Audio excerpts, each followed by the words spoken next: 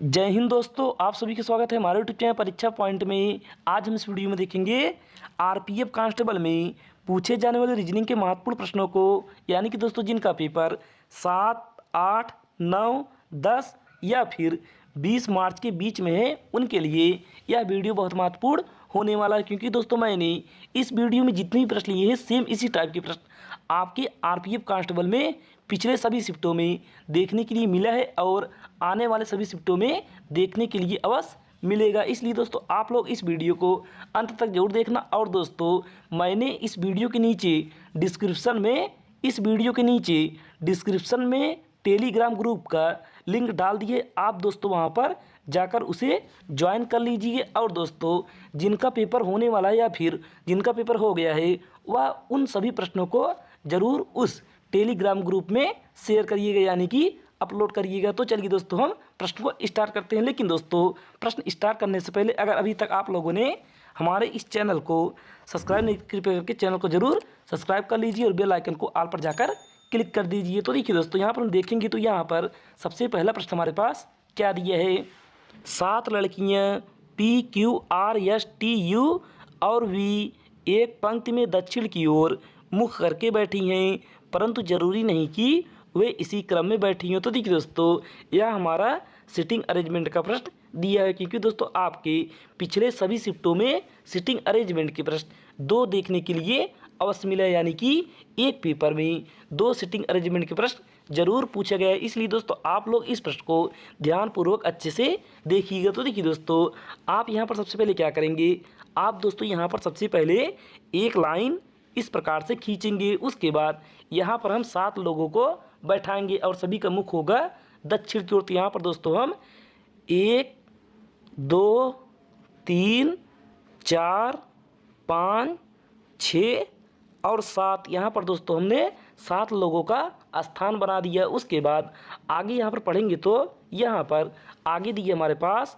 Q और R एक दूसरे के, यानी कि Q और R एक दूसरे के निकटतम पड़ोसी हैं, यानी कि Q और R अगल बगल में बैठेंगे। तो यहाँ पर दोस्तों हम बैठा लेते हैं Q को, उसके बाद यहाँ पर बैठाएंगे हम R को। उसके बाद फिर आगे पढ़ेंगे तो आगे दिए हमारे पास Q किसी एक छोर पर बैठी है, यानी कि Q जो है वह किसी एक छोर पर बैठी है। तो यहाँ पर हम देखेंगे तो यहाँ पर Q हमारी एक छोर पर बैठी है। उसके बाद आगे फिर यहाँ पर देखेंगे तो आगे दिए हमारे पास P Q के बाईं ओर से चौथे स्थान पर बैठी है। तो यहाँ पर दोस्तों हम देखेंगे तो यहाँ पर Q हमारी यहाँ पर है। अगर दोस्तों Q को अगर हम यहाँ पर बैठा देते तो यहाँ पर इसके बाएं ओर से कोई भी स्थान नहीं बचता, तो इसलिए दोस्तों हमारा Q बैठेगी यहाँ पर। उसके बाद Q के बाईं ओर से चौथे स्थान पर P बैठी। तो यहाँ पर दोस्तों 1, 2, 3,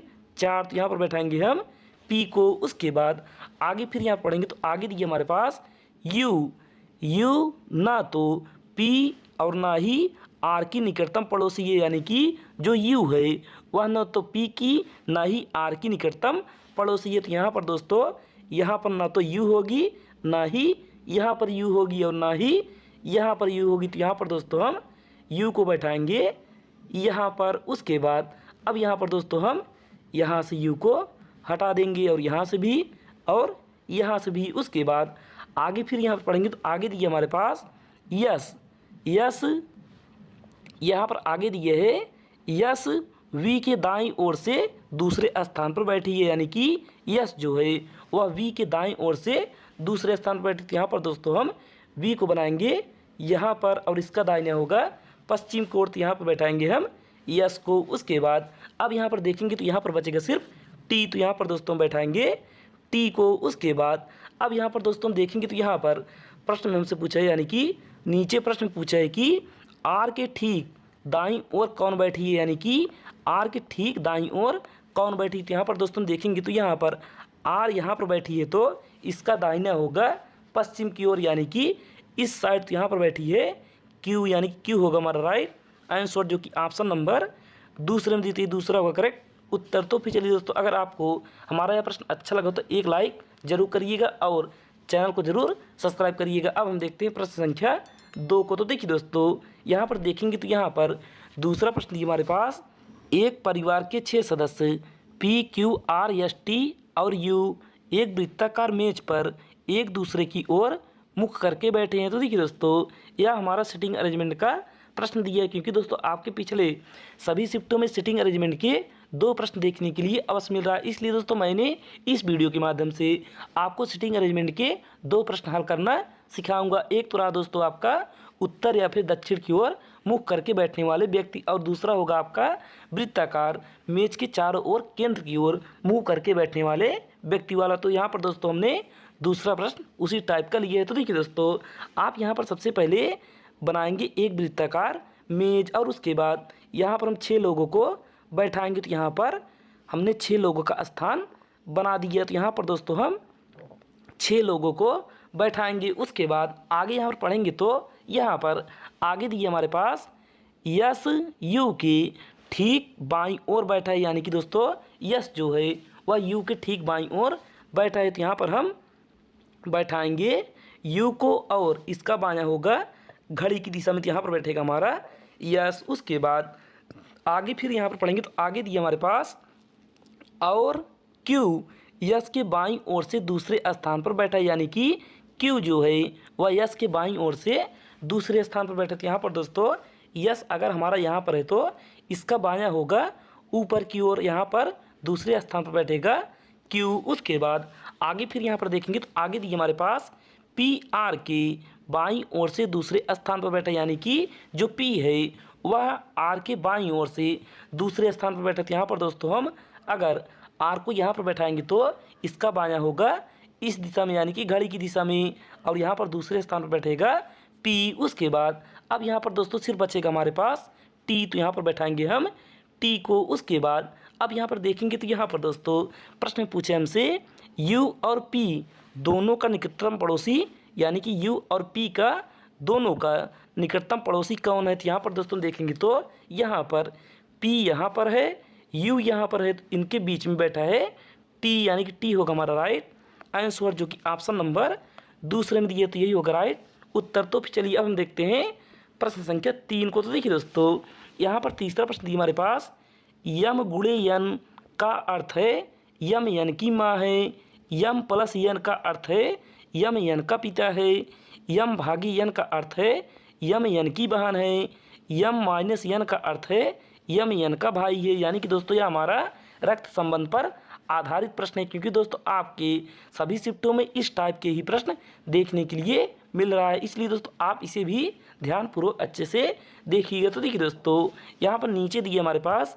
व्यंजक, यहाँ पर नीचे व्यंजक दिए है यक्स भागे जेड। तो यहाँ पर देखेंगे तो यहाँ पर ऊपर दिया है भाग का अर्थ है यम यन की बहन है। तो यहाँ पर दोस्तों यक्स जो है वह जेड की बहन है। अगर यक्स बहन है तो यह होगी वृत्त में, क्योंकि दोस्तों अगर महिला रहेगी तो उसे दर्शाएंगे वृत्त से, और पुरुष रहेगा तो उसे दर्शाएंगे हम चतुर्भुज से। उसके बाद आगे यहाँ पर दिया है जेड माइनस ए। तो यहाँ पर ऊपर देखेंगे तो यहाँ पर माइनस का अर्थ है भाई, यानी कि जेड ए का भाई है। तो यहाँ पर दोस्तों जेड होगा चतुर्भुज में और ए होगा यहाँ पर। उसके बाद आगे फिर यहाँ पर दिया गुणा। तो यहाँ पर दिया ए गुणे वाई। तो ऊपर देखेंगे तो गुणे का अर्थ है यम यन की माँ है। तो यहाँ पर ए वाई की माँ है। तो यहाँ पर वाई होगा नीचे और ए माँ है तो यह होगी वृत्त में। उसके बाद यहाँ पर दोस्तों आगे हमसे पूछा है कि यक्स का वाई से क्या संबंध है, यानी कि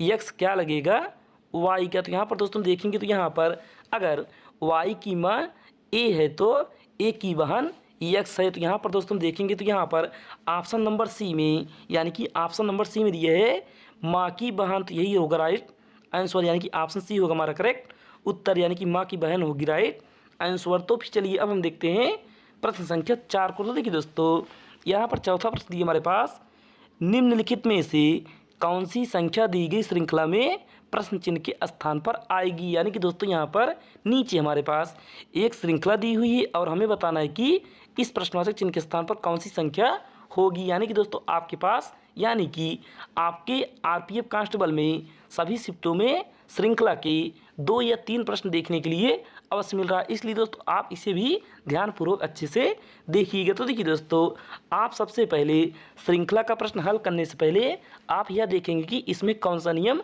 फॉलो करेगा। तो यहाँ पर दोस्तों देखेंगे तो यहाँ पर हमारी श्रृंखला यानी कि हमारी श्रृंखला धीमे धीमे से आगे बढ़ रही है। तो यहाँ पर हम लगाएंगे प्लस का नियम। तो देखिए आप इस 18 में कितना जोड़ें कि यहाँ पर 23 प्राप्त हो जाए। तो यहाँ पर दोस्तों हम 18 में अगर 5 जोड़ेंगे तो यहाँ पर होगा 23। उसके बाद इस 23 में अगर हम 9 जोड़ेंगे तो यहाँ पर होगा 32। उसके बाद इस 32 में फिर हम अगर 5 जोड़ेंगे तो यहाँ पर होगा 37। उसके बाद इस 37 में अगर हम फिर 9 जोड़ेंगे तो यहाँ पर होगा 46। उसके बाद दोस्तों अब यहाँ पर हम इस 46 में फिर जोड़ेंगे 5। तो यहाँ पर दोस्तों 46 में अगर हम 5 जोड़ेंगे तो यहाँ पर कितना आएगा, 46 में 5 जोड़ेंगे तो यहाँ पर होगा 51। यानी कि इस प्रश्नवाचक चिन्ह के स्थान पर आएगा हमारा 51 यानी कि 51 होगा राइट आंसर, जो कि ऑप्शन नंबर ए में दिए थी ए होगा करेक्ट उत्तर। तो फिर चलिए अब हम देखते हैं प्रश्न संख्या 5 को। तो देखिए दोस्तों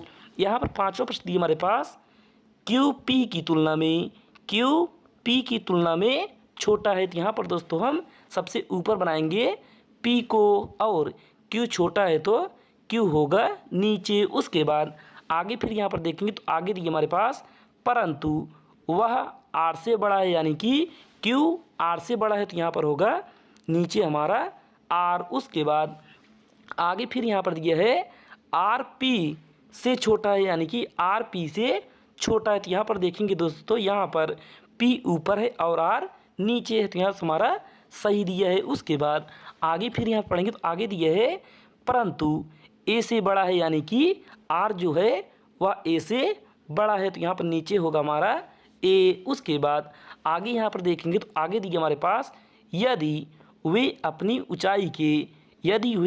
ऊंचाई के आरोही क्रम में खड़े हों तो अनुक्रम है, यानी कि यहाँ पर दोस्तों हमें इन्हें बैठाना है आरोही क्रम में। तो आरोही क्रम होता है बढ़ते हुए क्रम में, यानी कि सबसे पहले सबसे छोटा, उसके बाद सबसे यानी कि उससे बड़ा, या उसके बाद उससे बड़ा और उसके बाद सबसे बड़ा। तो यहाँ पर दोस्तों होगा हमारा ए आर क्यू और पी। तो यहाँ पर दोस्तों देखेंगे तो यहाँ पर ऑप्शन नंबर सी में हमारे पास ए आर क्यू पी दिया है, तो यही होगा राइट आंसर। तो फिर चलिए अब हम देखते हैं प्रश्न संख्या 6 को। तो देखिए दोस्तों यहाँ पर 6वां प्रश्न दिया हमारे पास, नीचे दी गई श्रृंखला में एक पद लुप्त है, लुप्त पद का पता लगाएं। यानी कि दोस्तों यहाँ पर नीचे हमारे पास एक श्रृंखला दी हुई है और हमें बताना है कि इस प्रश्नवाचक चिन्ह के स्थान पर कौन सा पद होगा। यानी कि दोस्तों यह हमारा लेटर सीरीज दिया है। तो देखिए दोस्तों आप यहाँ पर सबसे पहले क्या करेंगे, आप दोस्तों यहाँ पर सबसे पहले इनका लिखेंगे प्लेस वैल्यू। तो यहाँ पर दोस्तों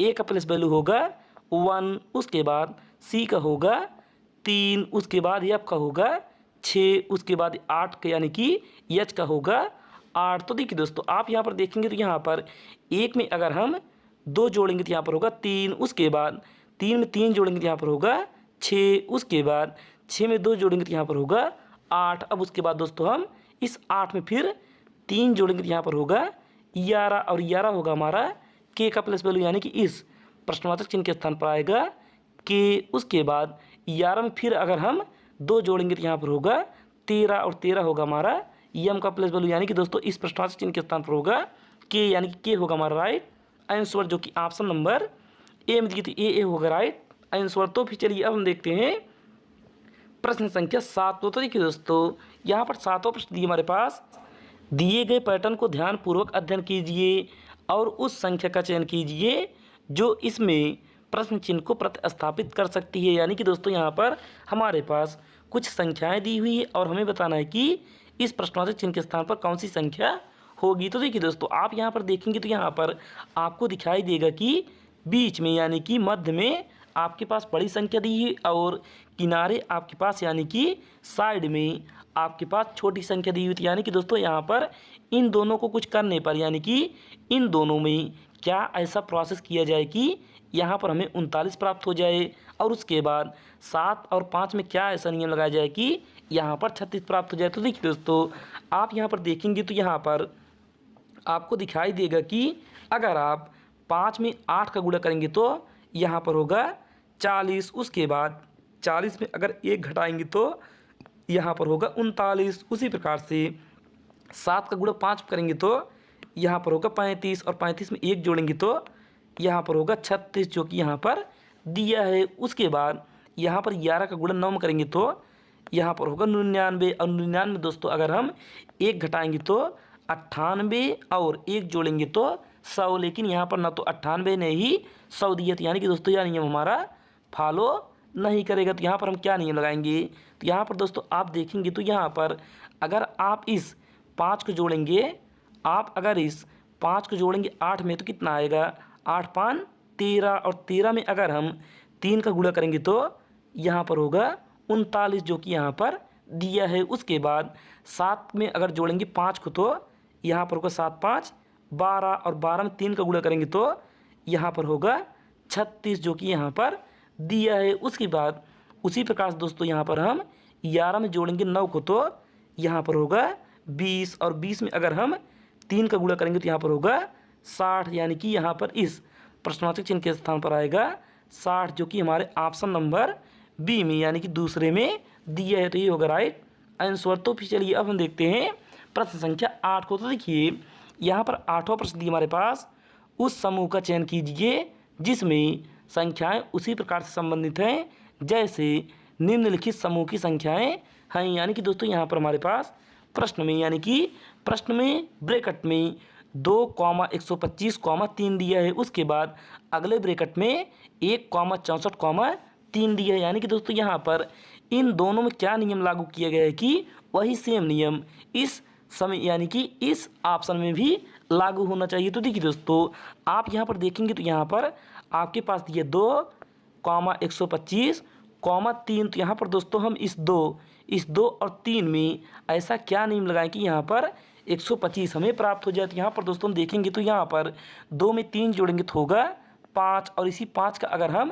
क्यूब करेंगे तो यहाँ पर होगा 125 जो कि यहाँ पर बीच में दिया है। उसी प्रकार से आगे दोस्तों यहाँ पर हम इस 1 में जोड़ेंगे 3 को, तो यहाँ पर 1 में 3 जोड़ेंगे तो यहाँ पर होगा 4 और 4 का क्यूब करेंगे तो यहाँ पर आएगा 64 जो कि यहाँ पर बीच में दिया है। उसी प्रकार दोस्तों अब यहाँ पर हम ऑप्शन में भी यही नियम ढूंढेंगे। तो देखिए दोस्तों आप यहाँ पर पहले ऑप्शन को पकड़ेंगे तो यहाँ पर दिए 12 और 13 और 12 और 13 को जोड़ेंगे तो होगा 25 और 25 का क्यूब करेंगे तो आपका आएगा 25 25 में 625 यानी कि इससे ज़्यादा होगा। तो यहाँ से हमारा ऑप्शन ए गलत हो गया। उसके बाद ऑप्शन बी देखेंगे तो यहाँ पर दिया है 2 और 8 8 2 जोड़ेंगे तो 10 10 का क्यूब करेंगे तो 1000, लेकिन यहाँ पर दिया 100, तो यहाँ से हमारा दूसरा भी ऑप्शन गलत हो गया। उसके बाद तीसरा देखेंगे तो यहाँ पर दिया 5,512,3, तो यहाँ पर दोस्तों 5 और 3 को जोड़ेंगे तो यहाँ पर होगा 8 और 8 का क्यूब करेंगे तो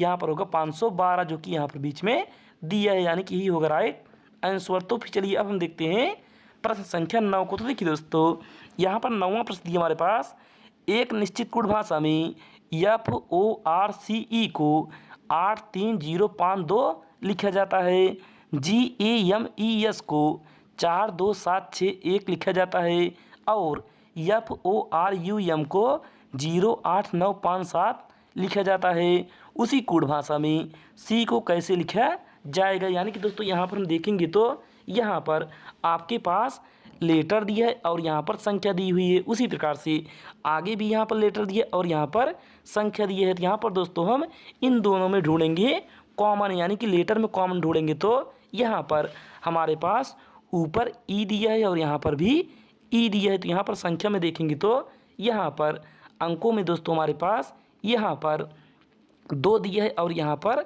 2 दिए, यानी कि ई का मान हो गया 2। उसके बाद यहाँ पर दोस्तों अब हम पहले वाले को और तीसरे वाले को देखेंगे तो यहाँ पर दोस्तों हमारे पास एफ दिया है तो यहाँ पर भी एफ है और यहाँ पर 0 है तो यहाँ पर हो गया एफ बराबर 0। उसके बाद आगे यहाँ पर ओ है तो यहाँ पर भी ओ है, तो यहाँ पर देखेंगे तो यहाँ पर दोस्तों 5 है तो ओ बराबर 5 हो गया। उसके बाद आर है और यहाँ पर भी आर है, तो यहाँ पर दोस्तों देखेंगे तो यहाँ पर 8 है तो यहाँ पर भी 8 है, यानी कि यहाँ पर आर बराबर हो गया 8। तो यहाँ पर दोस्तों सिर्फ बचा हमारे पास सी और सी का मान हमसे प्रश्न में पूछा है। तो यहाँ पर दोस्तों सिर्फ बचेगा हमारा 3 यानी कि सी का कूट भाषा हो जाएगा 3। तो यही होगा ऑप्शन डी, यानी कि ऑप्शन डी होगा हमारा राइट आंसर। तो फिर चलिए दोस्तों अब हम देखते हैं प्रश्न संख्या 10 को। तो देखिए दोस्तों यहाँ पर 10वां प्रश्न दिया हमारे पास, दिए गए विकल्पों में से किन दो संख्याओं को आपस में